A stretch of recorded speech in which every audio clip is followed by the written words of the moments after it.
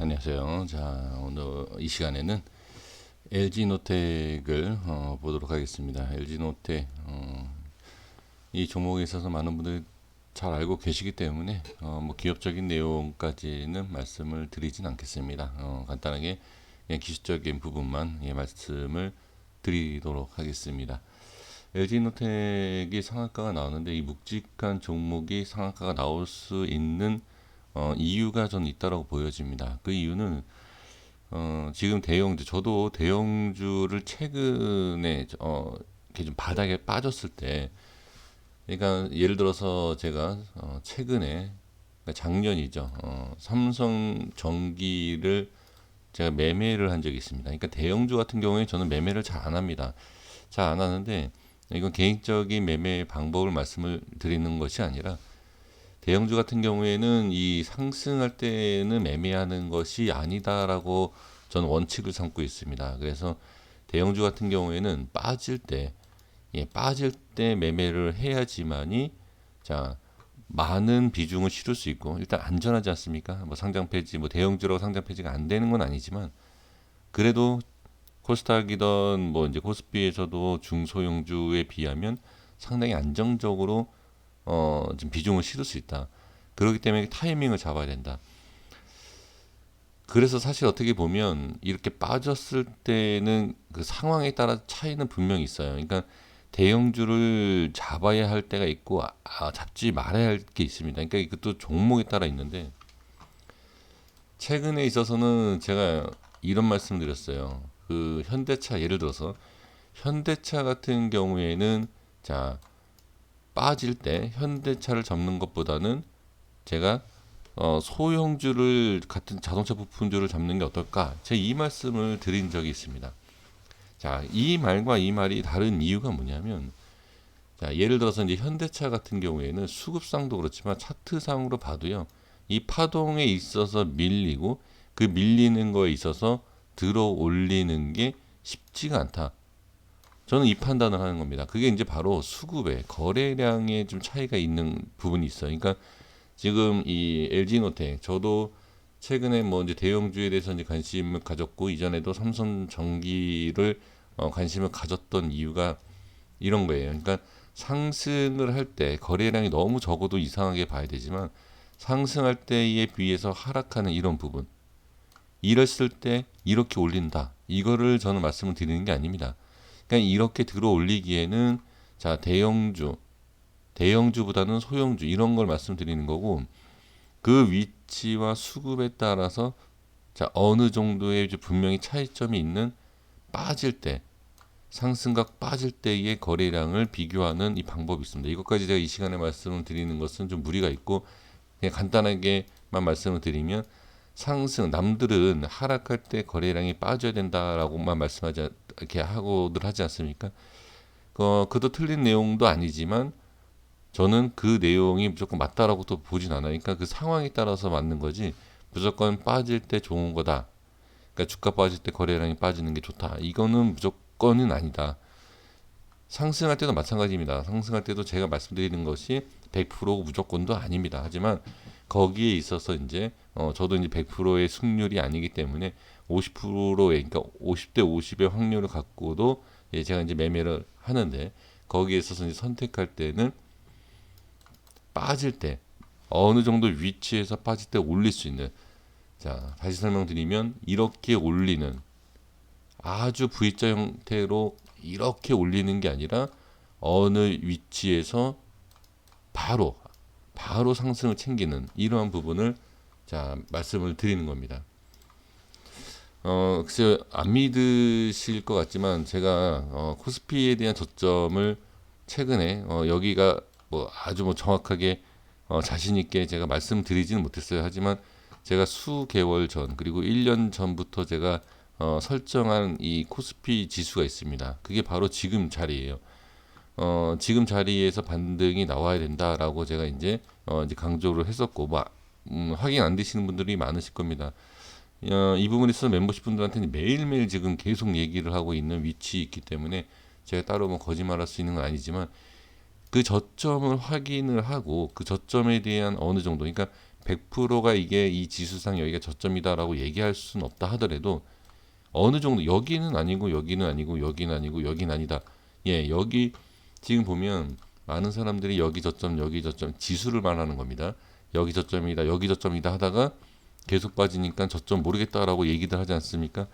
그러니까 그러한 어설프게 그냥 말씀드린 게 아니라 저는 아예 그냥 이 현재 코스피 여기를 말씀을 드렸고 여기에 밀리면 다시 여기에서 어떻게 가치가 아니라 가격적인 부분을 분석을 해야 된다. 예, 이 내용까지는 제가 다 말씀을 드리지 않겠지만 지금 제가 이 말씀 드리는 것도 일단 코스피에 대한 그러니까 코스닥이든 코스피에 대한 지수의 저점을 예상을 해 놓으면 그 위치에서 종목들이 빠졌을 때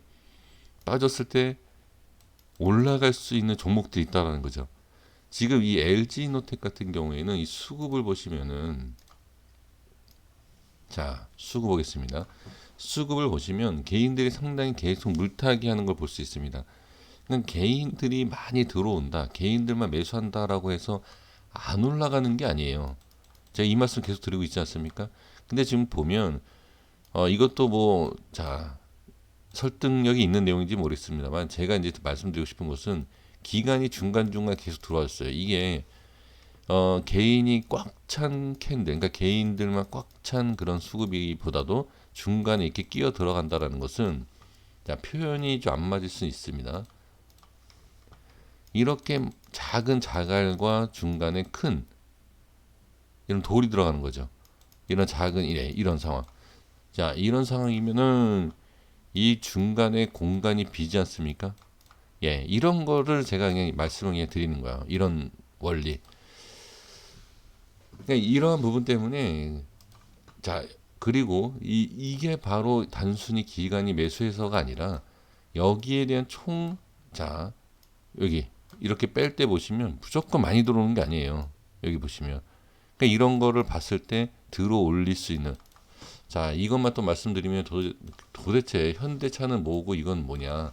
자, 이렇게 또 말씀을 하실 수 있으니까 자, 현대차는 많이 못 올라왔죠. 제가 현대차보다는 부품을 말씀드린 이유가 이런 내용이거든요. 물론 여기에서 어느 정도 뭐 행보하고 뭐 어떤 상태에서 나중에 뭐 이렇게 들어 올릴지는 모르겠습니다. 일시적인 부분을 봤을 때는 이게 아니다라고 제가 말씀을 드렸고 그 다음에 현대차가 여기서 뭐 10%씩 빠질 때 부품주도 비슷한 10%대예요.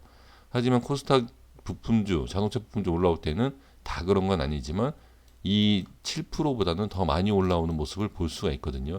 예, 그래서 이제 이런 말씀을 드린 것이고, 그리고 여기에 대한 부분을 제가 이미 이 현대차에 대해서 분석을 해 놓은 게 있기 때문에 이런 말씀을 좀 드린 겁니다. 그래서 여기서 이렇게 상승을 시켰을 때 보시면, 자, 거래량이 이런 식으로 오죠. 이런 식으로 상승할 때 거래량이 이렇게 오다가 빠지는 이런 부분. 여기까지는 크게 문제는 없지만 여기에서 제가 봤을 때 좀 좋지 않다라는 거예요. 여기에서 거래량을 이렇게 좀 뺄 때, 쑥 뺄 때 이 내리는 각에서 어떻게 꾸준히 늘어난다. 꾸준하게. 예, 이게 그러니까 올릴 때랑 내릴 때를 비교를 해줘야 돼요. 네, 다시 한번 자 LG 이노텍으로 가보겠습니다. 아이고, 잠시만요. 자, 이해가 좀 안 되실 수 있습니다. 자, 이 올라갈 때, 자, 거래량 그리고 현대차는 올라갈 때 조정 한번 주고, 그 다음에 상승 한 파동 주고, 그 다음에 정리가 된 거거든요. 자, 여기 구간을 이렇게 봐주시면 됩니다. 이 구간 이런 식으로. 그리고 뺄 때 이 구간. 자, 여기 이 사이사이를 좀 보시면 돼요. 이런 거. 네, 이렇게까지만 좀 말씀을 드릴게요. 이렇게 말씀드리겠고, 자, 그래서 이러한 차이가 분명히 있다. 자, 그리고 하나 더 말씀드릴 수 있는 게 뭐냐면, 지금 11만 2천 원에 대한 이 라인을 설정한 게 있어요. 이건 제가 예전에 설정해 놓은 겁니다. 뭐 지금 설정했다 아닙니다. 자, 여기에 11만 2,500원 주봉에서도 그렇고, 자, 일봉에서도 이미 설정을 해 드린 부분이 있습니다. 분명히 이거 설정하신 분이 있을 겁니다. 그래서 제가 거짓말할 수가 없는 것이고, 이 기준으로 봤을 때, 자, 여기 보시면 자, 여기 30%대. 이거는 제가 보는 기준으로 봤을 때 반등 자리예요. 자, 그리고 반등 자리인데 그냥 단순히 반등 자리가 아니라 제가 이 말씀을 많이 드립니다. 코스피 특히 이 묵직한 대형주 같은 경우에는 15%대를 봐야 되고, 자, 15%고 코스피에 대한 부분은 20, 뭐 30, 40 아주 저점으로 봤을 때는 7, 80까지 본다.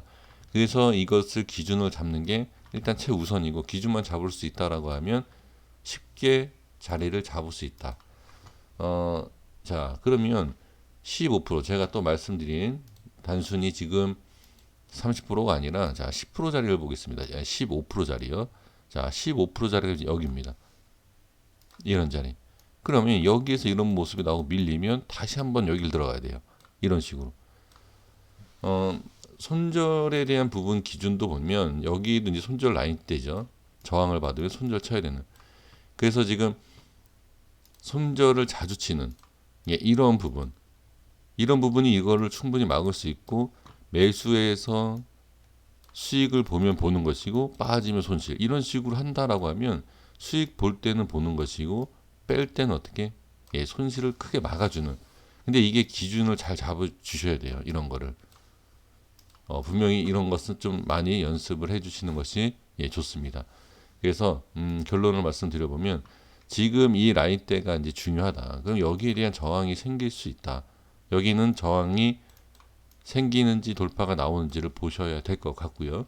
그 다음에 지금 시장에 대한 확실성이 없는 상황에서 자, 주봉상에서 한번 말씀을 좀 드려보면 이 꼬리의 중간 있지 않습니까? 이 꼬리 중간하고 자, 여기든 제가 봤을 때는 크게 문제는 없습니다. 지금 이 자리예요. 이 꼬리에 대한 중간 가격과 중간을 여기 다시 한번 자르겠습니다. 이 자리예요. 지금 이 여기가 지금 비슷합니다. 네, 제가 키를 잘못 누른 줄 알았습니다. 자, 이 자리에 비슷한 지금 현재 자리지 않습니까? 이 자리가 중요합니다. 여기가 밀리면 다시 밀려요. 저는 그렇게 보여집니다. 이게 바로 캔들, 그러니까 제 나름대로의 캔들 꼬리로 지지를 잡는 방법 중에 하나입니다.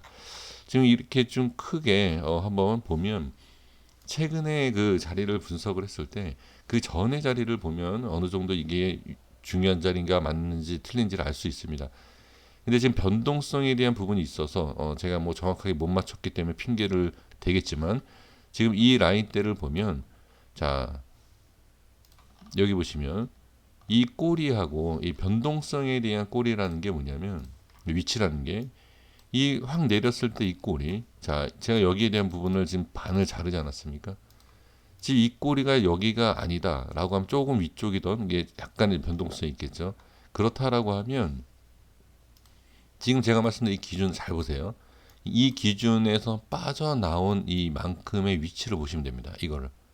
자, 이걸 왜 봐야 되느냐? 자, 이것을 어떻게로 이 기준으로 이렇게 옮겨가겠습니다. 이쪽으로, 과거로. 그러면 이렇게 밀렸던 이 최근에 이만큼 밀렸던 자, 박스를 제가 그려볼게요. 자, 여기입니다. 이렇게 이만큼의 박스를 이 위에서 이렇게 해갖고 이렇게 옮겨볼게요. 이런 식으로 쭉 가겠습니다. 이런 식으로. 자, 어떤 건지 이해가 되십니까? 여기 빠진 거. 여기 빠진 사이즈를 위로 가겠다는 거예요. 그게 바로 여기 옛날의 과거.